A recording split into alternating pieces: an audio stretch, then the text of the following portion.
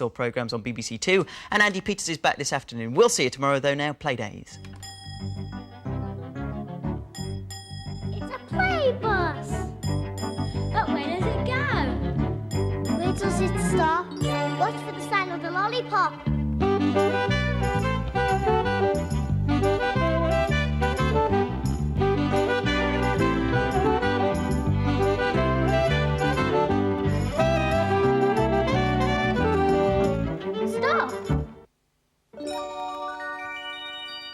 It's the patch stop. With Peggy Patch. Peggy Patch is out today. She's found a patch to stop and play. Where will it be? Who will she meet? Has she stopped at the end of your street? Peggy's got off the bus. But where's she stopped today? Can you guess? I'll give you some clues.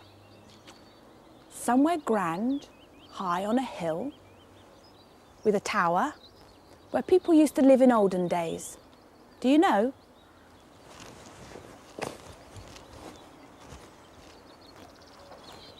She's at a castle in Wales, and because it's very old, only the tower's left standing. Peggy wants to explore. Why don't you look round with her?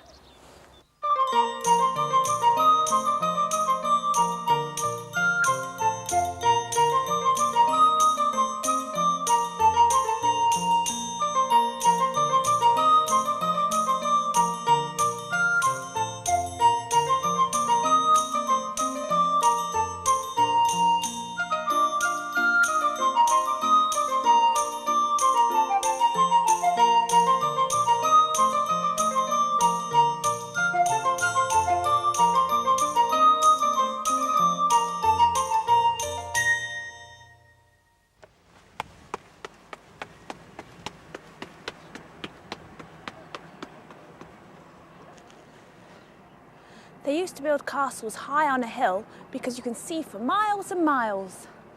And they could see their enemies coming. No enemies today. But I can see an old slate quarry. It's been turned into a place that makes electricity now. And a road. And a bridge over a river. And a lake. It's quite a big lake.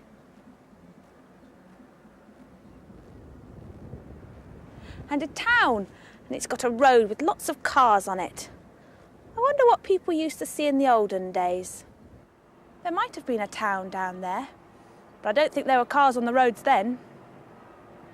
Even though there's only the tower left, you can see where the rooms used to be because of the outline made by the walls. Only sheep living here now, though. I wonder what's inside.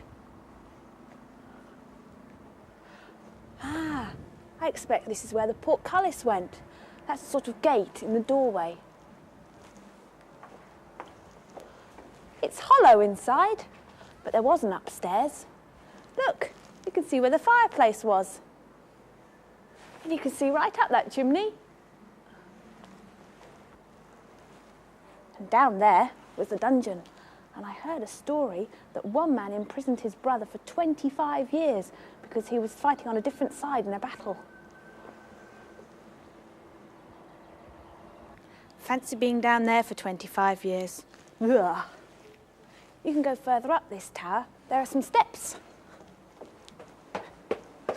Well, they're quite steep and they're winding. You could get quite dizzy. Quite dark too. Ah, here's a window. You can see back into the tower. They didn't used to have glass in their windows, but they did have shutters. Even so, it must have been very cold and drafty. Most of the windows are only big enough to shoot an arrow through. I'll see if I can find one. Phew! There are lots more. Guess which one I'll appear at next?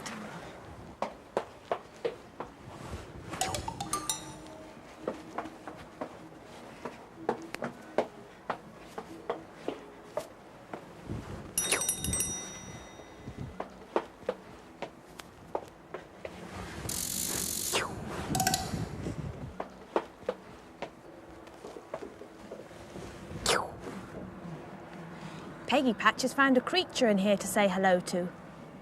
She's found a creature who likes to live in old buildings. Say hello to this creature. A creature with a black shiny head, a bouncy walk, who nests in castles and steals bright things. It's a jackdaw. Jackdaws like nesting in old buildings or castles because they build such big nests. They line their nests with fur or grass or wool. They even steal the wool right off the sheep's back.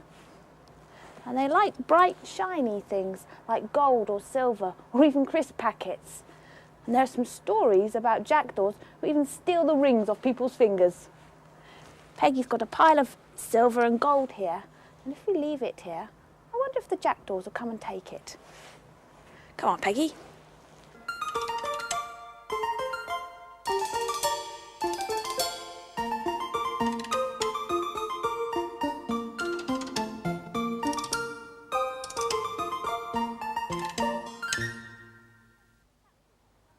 Peggy, that book looks good. Those words are in Welsh. Yes, it's called Storiau Cornel y Cai, or Stories from the Corner of the Field. One fine day in spring, Caradog Cwningen the rabbit was eating dandelion leaves near Primrose Street when he heard a crying noise coming from the hedge. Caradog stood on his two back legs and peeped through the branches to see who was there. And what he saw was a little brown bird flapping his wings. "It's a baby thrush," said Caradog, "and he seems to have lost his mother." Caradog moved the leaves with his paws and called gently to the baby bird. "Hello, it's only me, Caradog Cwningen the rabbit. What's the matter?" A small beak and two eyes appeared through the leaves. "My mother was trying to teach me and my brothers and sisters to fly, but I went to hide instead of going with everyone else." "What is your name?" asked Caradog. "Tutin," answered the baby bird in a squeaky voice. "Tutin? Well, that's a lovely name." "Yes," said Tutin. "I was the one with the tidiest feathers, so my mother called me Tutin." Tut means tidy. "Well, your feathers don't look very tut now," Caradog said. "Come with me to Primrose Street to meet my friends, and perhaps they can help you." When they arrived at Primrose Street, Margaret Llagodin the mouse, Dio Drainog the hedgehog, and Thomas Twrch Daiar the mole were chatting in the sun. Caradog explained what had happened. "He's probably afraid of falling from the branches," whispered Thomas to Caradog. "I remember Dick Derryn-Dee the blackbird saying that he was very frightened when he was a little bird learning to fly." "Have you had any breakfast?" Margaret the mouse asked Tutin. "Yes, but I'm still hungry." "I'll get him some earthworms," said Thomas the mole. "He'll feel much better after a good meal." While Thomas was looking for food for Tutin, Caradog and the others decided they would try to teach Tutin to fly a little. So when he'd had his meal, they took Tutin to a low branch where Tutin could practice his flying. "No," said Caradog, crouching as low as he could in the grass. "Help Tutin to climb on my back. Then I'll stand up so that he can step onto the branch." Margaret, Dio and Thomas had a bit of trouble to get Tutin to climb on Caradog's back. Eventually, he managed to stand on Caradog's head by holding tightly onto his ears. Everyone clapped, and Tutin felt a little better. Caradog stood on his hind legs until Tutin was able to step easily onto the branch. "Oh, this branch is too wide for my little feet to grip," complained Tutin, swaying backwards and forwards. "Rubbish," said Margaret the mouse. "Now, when I shout red cheese, you must jump down and try to fly. Ready? 1, 2, 3, red cheese." Tutin closed his eyes tightly and jumped from the branch. He fell like a ball of feathers onto the grass. "Oh, Tutin, Tutin," exclaimed Margaret. "You are supposed to open your wings and flap them. That's how you learn to fly." Caradog lifted him onto the branch once more. "Now remember to flap your wings," squeaked Margaret. 1, 2, 3, red cheese." Tutin opened his wings as wide as he could and flapped them backwards and forwards with all his strength. But he was so busy flapping that he forgot to jump.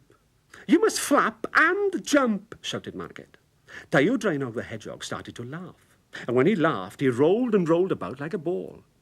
Tutin had never seen a hedgehog rolled into a prickly ball before, and when he lowered his head to look, he lost his balance and fell off the branch. Without thinking, he opened his wings and flew down to Deo's side. "Hooray!" said the others. "Tutin has flown!" Everyone was pleased, and especially Tutin himself. Before long, he was able to fly from one branch to the other. Then Tutin heard his mother calling his name. She had come back to the nest to look for him. "Oh, thank goodness you're safe," she said. "I can fly now," boasted Tutin, flying from branch to branch. Tutin stayed with his mother. Caradog, Marged, Thomas and Deo returned to Primrose Street, proud that they had been able to help the baby bird. So what would you say? You said there might be some spiders. What else? One What other day, little creatures? I saw a spider tarantula. A tarantula? Well, Where did you see that? Verity and Brandwen's teacher hates spiders. Do they? Yeah. Tarantula in the zoo, and he was all black and brown. It was big though, wasn't it? Yeah, with two pipes. Would you like to pick up a tarantula? Oh no, I would. Would you? Stick it on your hand and Yeah. it could walk up your leg, couldn't it? He would. Do you think we could find any creatures or anything on the walls? Should we go and see? Look over here.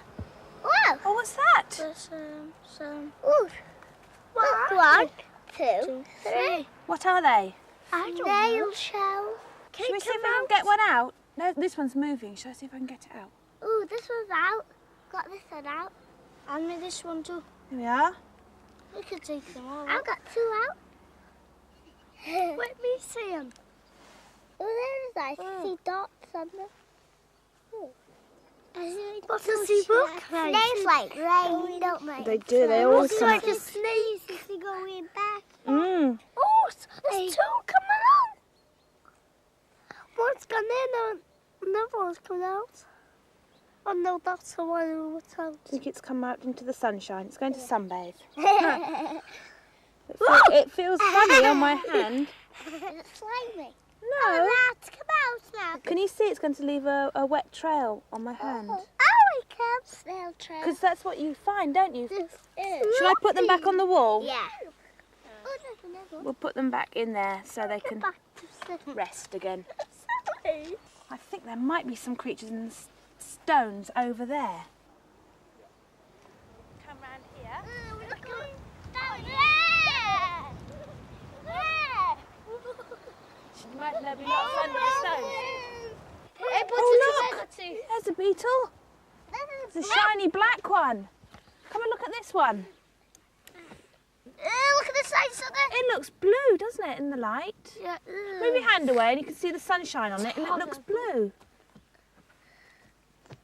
What's going on here? Shoot, like that. I haven't seen a creature like that in my whole world. Right. Look at his legs. How many legs has it got? 1, 2, 3, 4, 5, 6. 6, yes. And how many ears? 1, 2. No, it's in 3 different segments. Look, head, there's a middle part, and there's the bottom. Go. He got that. It's like sticky, like a frog. Oh, it's ticklish. Yeah. Ticklish? He's searching his black eye. He's there. No, I think it's all right. He's... Come see your size on him. Lots of... Where shall we put it? Put it on this foxglove, shall we? Are these... Put it on that leaf. Because we don't want it to get squashed, do we? Oh, There we go. it's slimy. That's all right. Oh, that's a big one for him.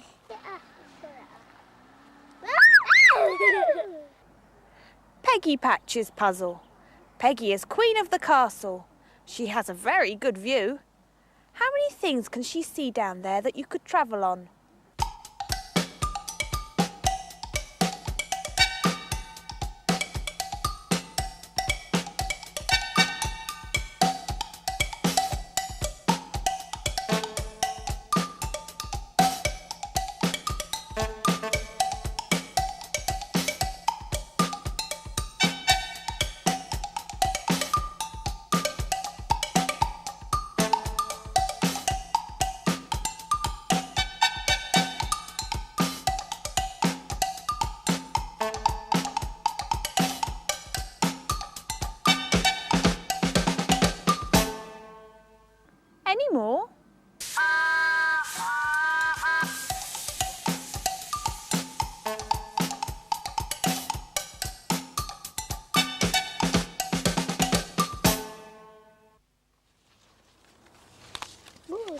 broken. Mine's not broken. I want that one. Mine's broken. Oh. This one's broken. They look great. What do you think people used to do in this castle in olden days? What did the soldiers used to do? Marching. Marching, didn't they? So should we ever go up marching then? Yeah. Should we go and march around the tower? So we better go off that way. Yeah, up there.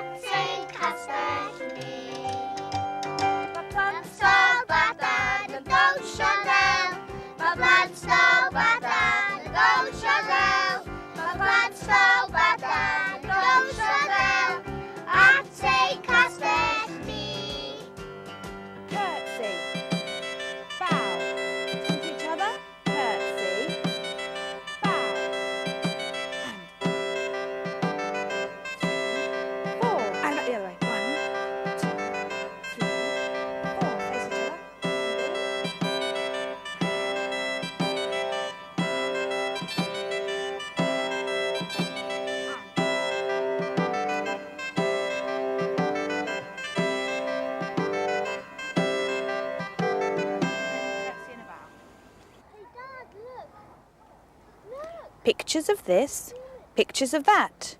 I like your pictures, says Peggy Patch. Something you do or something you see. Why not draw it? Maybe send it to me.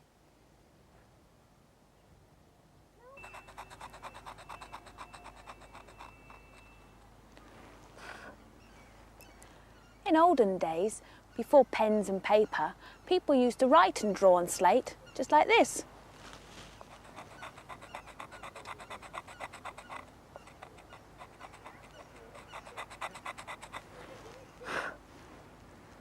It's the tower, a place where the jackdaws like to live. A creature with a black shiny head, a bouncy walk, who nests in castles and steals bright things. Oh, the bus is here. Peggy, collect up your shiny things. Catch the bus. Peggy's off to find a patch for next week. See you there.